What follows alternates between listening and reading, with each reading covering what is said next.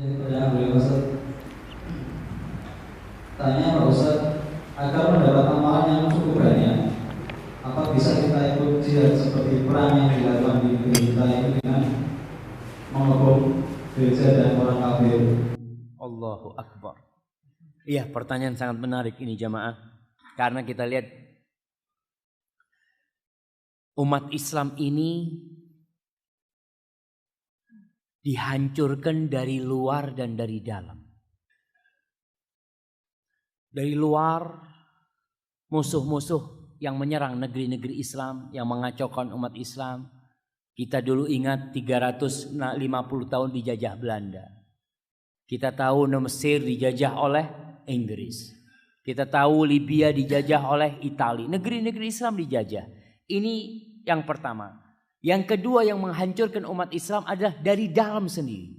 Dengan munculnya sekte-sekte dan aliran-aliran yang menyimpang dari Islam. Banyak aliran itu. Oleh karena itu Rasul sallallahu alaihi wasallam pernah menceritakan umatku itu akan berpecah belah menjadi 73 golongan. 73 golongan. Kata Rasul SAW. Kulluha finnar illa wahida. Semuanya di neraka kecuali satu. Para sahabat tidak tanya tentang yang 72. Enggak. Mereka bertanya yang selamat siapa? Apa kata Nabi SAW? Humul jamaah. Mereka adalah al-jamaah. Satu kelompok dari umat Rasul SAW yang berada di atas kebenaran. Dalam riwayat lain Nabi SAW mengatakan makanu ala mithli ma ana alaihi al-yawm wa ashabi.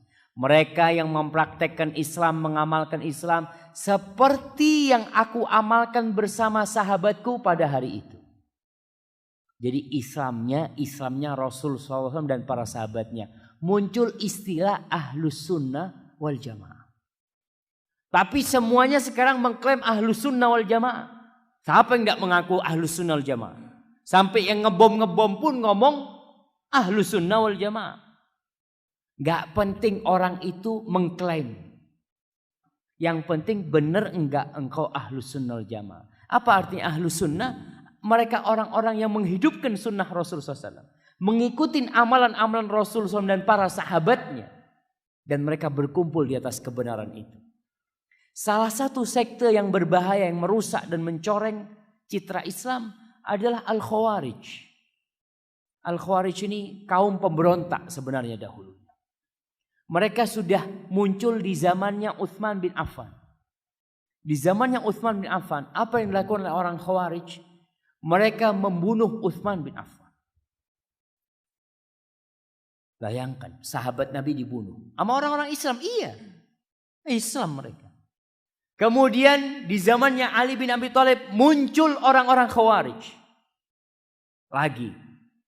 Salah satu tokohnya namanya Abdurrahman ibn Muljim. Atau Muljam. Dia itu membunuh Ali bin Abi Thalib.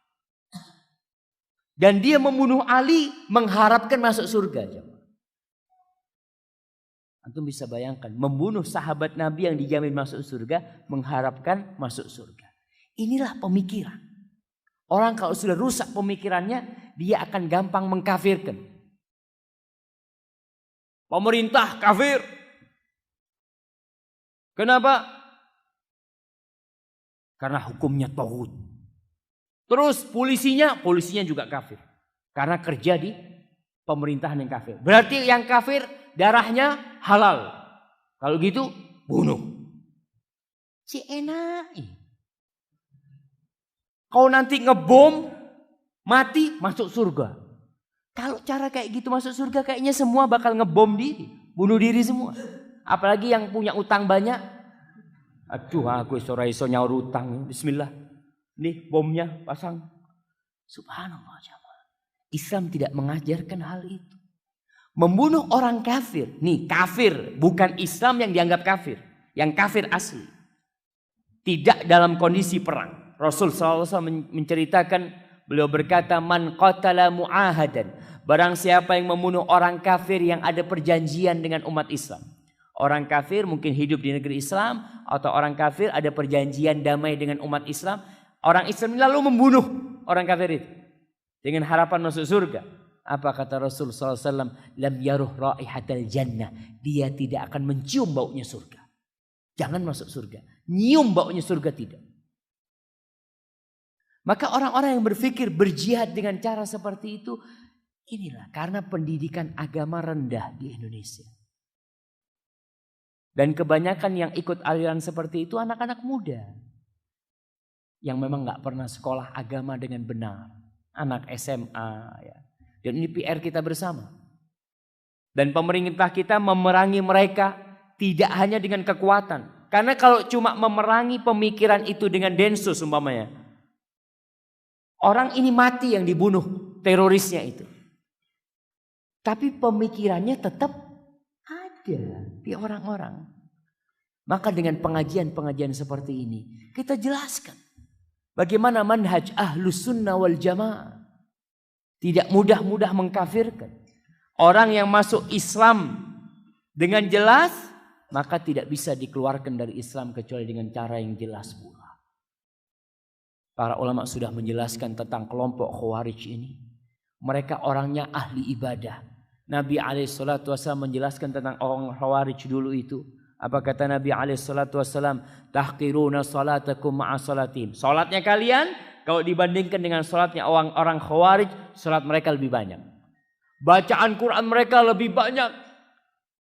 Tapi bacaan itu tidak sampai kepada hati mereka. Cuma sampai kerongkongan. Maka kenapa kita diperintahkan untuk kembali kepada ulama-ulama ahli sunnah wal jamaah. Jangan sampai kita salah. Diklaim bahwasanya ini jenggot. Hati-hati, jenggot ini teroris. Subhanallah. Kalau kita lihat ulama-ulama Indonesia yang dulu-dulu rata-rata semuanya pakai jenggot. Karena Rasul SAW pakai jenggot. Dan itu bukan ciri-ciri teroris, enggak. Namun media memang menggambarkan Islam itu keras. Islam itu bukan rahmatan lil alamin. Ini buktinya. Ini mereka ingin memojokkan Islam sebenarnya. Islam itu rahmatan lil alamin. Dan kita yang ngerti harus menunjukkan ini loh Islam yang sebenarnya. Maka pertanyaan tadi yang mengatakan ada sebagian yang mungkin dengan ngebom sana ngebom sini. Dia berpikir dia bisa masuk surga. Jangan dulu. Kau belajar. Jihad memang benar. Disyariatkan. Allah memerintahkan dalam Al-Quranul Karim. Qatilul musyrikin. Kalian bunuh orang-orang musyrik. Kalian bunuh orang-orang kafir. Ada dalam Al-Quranul Karim. Tapi bagaimana penerapannya? Itu yang kita harus pelajari. Nabi SAW tinggal di kota Madinah sama orang Yahudi. Tetangganya orang Yahudi. Umar bin Khattab. Siapa yang membunuh Umar bin Khattab? Siapa jemaah? Anda kasih hadiah. Siapa yang membunuh Umar bin Khattab? Abu Lu'lu'lah. Apa agamanya? Majusi. Hidup di mana dia? Di Madinah. Hidup di Madinah. Orang Majusi. Haknya dikasih, hak hidup. Dan tidak dibunuh oleh Umar bin Khattab radhiyallahu ta'ala anhu. Islam itu cinta damai. Kapan Islam itu berperang? Ya kalau Islam disakitin, Islam diperangin, Islam memerangi.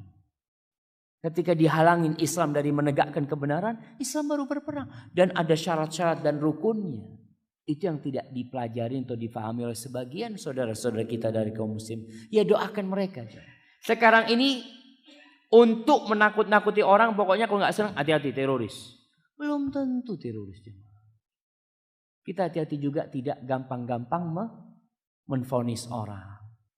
Tapi yang jelas aliran yang tadi disebutkan ngebom sana ngebom sini dengan harapan masuk surga itu harus mendapatkan penataran lah orang-orang seperti itu. Supaya mereka tahu bagaimana Islam yang sebenarnya, bukan Islam yang dia dengar dari ustadz-ustadz dia atau dari buku-buku dia.